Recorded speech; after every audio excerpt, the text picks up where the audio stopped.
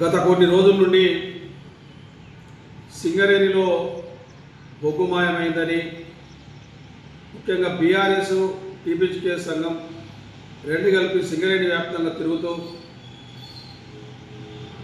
Presentation చేస్తూ కార్మిక వర్గాన్ని చైతన్యం చేస్తున్న సంగతి చూస్తాం. ముఖ్యంగా ఈ విషయమై ప్రధానంగా ఏఐటీసీకి సంబంధించి ఒక అభ్యంతరం ఏంటంటే, ఈ ప్రెస్ మీట్లు కానీ మిగతా హైదరాబాద్లో లేకపోతే అసెంబ్లీలో మాట్లాడుకుంటే రాజకీయంగా దానికి సంబంధించిన యాజమాన్యం సింగరేణి మేనేజ్మెంట్ దానికి ప్రభుత్వం సమాధానం చెప్పే అవకాశం ఉంటుంది. కానీ ఇక్కడ సింగరేణిలో రేపు గుర్తింపు సంఘం ఎన్నికలు ఉంటాయని, ఈ సింగరేణిలో వారి సంఘానికి ప్రాధాన్యత తేవాలని, బొగ్గు చోరైందని చెప్పి హరీష్ రావు గారు మాజీ ఆర్థిక మంత్రివర్యులు తిరుగుతాము. మా విజ్ఞప్తి లేకపోతే ఏఐటీసీగా లేకపోతే మా గౌరవ అధ్యక్షులు కూనంనేని సాంబశివరావు గారు ఎమ్మెల్యే గారు ఈ సింగరేణిలో చోరీ కాలేదు, ఈ ప్రతి సంవత్సరం టార్గెట్లు రాని పక్షంలో దాన్ని యాడ్ చేసుకొని తర్వాత మళ్ళీ దాన్ని నెక్స్ట్ ఇయర్ రికవరీ చేసుకునే దాని ఉంది. అది కూడా తప్పే, ఇలాంటివి ఉంది. ఇది మాత్రం జరుగుతూ ఉంది. చోరీ అని అంటే కార్మికులు ఒక అభద్రత, కష్టపడి తీసిన బొగ్గును ఈరోజు అధికారులు లేకపోతే రాజకీయ నాయకులు ఎత్తుకుపోవడం, అంత వీక్గా ఉందా సింగరేణి సంస్థ అనేది ఒక అనుమానానికి దారితీస్తుంది. కాబట్టి ఇది చోరీ కాదు, ఇది ప్రతి సంవత్సరం చేసే ప్రక్రియ అని చెప్పి సాంబశివరావు గారు మనుగురులో విలేకరులు అడిగిన ప్రశ్నలకు చెప్పాడు. దాన్ని అందులో కూడా సాంబశివరావు గారు ముఖ్యంగా హరీష్ రావు గారు అన్నారు, లేకపోతే టీఆర్ఎస్ వాళ్ళు అన్నారు. కానీ ఇక్కడ హరీష్ రావు గారు ఏదో మేము సింగరేణిని వెనుకేయడానికి సిద్ధంగానే ఉన్నాం, కానీ కాంగ్రెస్ పార్టీని సమర్థిస్తున్నట్టుగా ఆయన భావిస్తూ ఉన్నారు. సాంబశివరావు గారి దాంట్లో వ్యాఖ్యానం చాలా సంబంధంగా సంస్థకు సంబంధించిన అంశాలు మాట్లాడారు. మరి అట్లంటే 2017లో ఇప్పుడు మీ పార్టీలో ఉన్న దాసో శ్రవణ్ గారు ఆనాడు కాంగ్రెస్ పార్టీలో ఉన్నప్పుడు 7.5 మిలియన్ టన్నుల బొగ్గును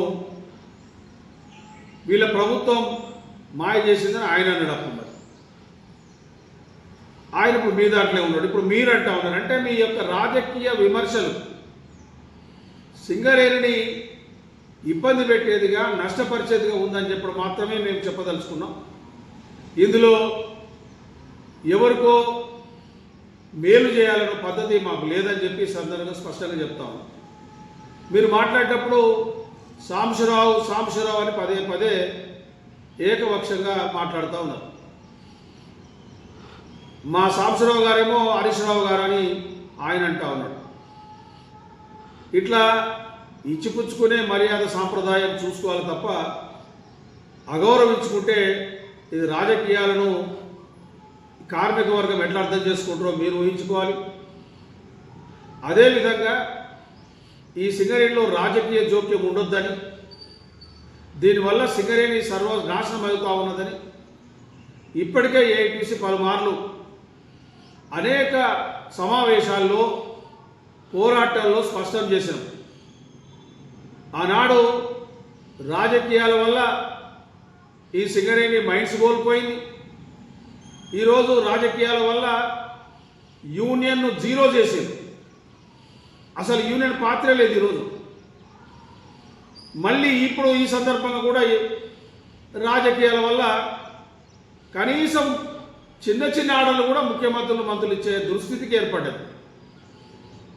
కాబట్టి నేను ఈ రాజకీయాల ఇద్దరిని, ఏ రాజకీయాలైనా సింగరేణిలో ఏం పెట్టకండి.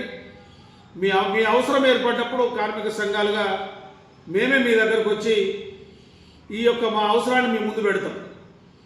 అంతవరకు సింగరేణిని బతకనివ్వండి అని చెప్పి మేము ప్రెస్ ద్వారా ఈరోజు ఈ ప్రభుత్వం సంబంధించి కానీ లేకపోతే బీఆర్ఎస్ కానీ మేము చెప్తా ఉన్నాం. కార్మికులు అవసరమైతే సమ్మెల ద్వారా పోరాటాల ద్వారా వారి హక్కులు సంపాదించుకోవడానికి ప్రయత్నం చేస్తారు. కాని పక్షంలో రాజకీయ పార్టీల సహకారం కోరే సందర్భాలు కూడా ఉన్నాయి. కాబట్టి ఆ విధంగా చేస్తామని చెప్పి మీరు ఇప్పటికైనా ఈ యొక్క సింగరేణిలో ఈ యొక్క వేడిని కార్మికుల్లో బావులకు వచ్చి మేమేదో బొగ్గు చూస్తాము అది చూస్తామని చెప్పే ప్రక్రియకు స్వస్తి పలకాలి. మీరు వీలైతే అసెంబ్లీలో చర్చ చేయండి, మాకు అభ్యంతరం లేదు. దాన్ని గట్టిగా మాట్లాడండి, ప్రభుత్వం జవాబు చెప్పాల్సి వస్తుంది, దానికి వాళ్ళు చూసుకుంటారు. కాబట్టి ఈ విధమైన చర్యలు మీరు తీసుకోవాలి తప్ప ఈ సింగరేణిలో ఈ రాజకీయ జోక్యానికి తమ వంతు కర్తవ్యంగా భావించి దూరంగా ఉండాల్సిందిగా మేము విజ్ఞప్తి చేస్తాము.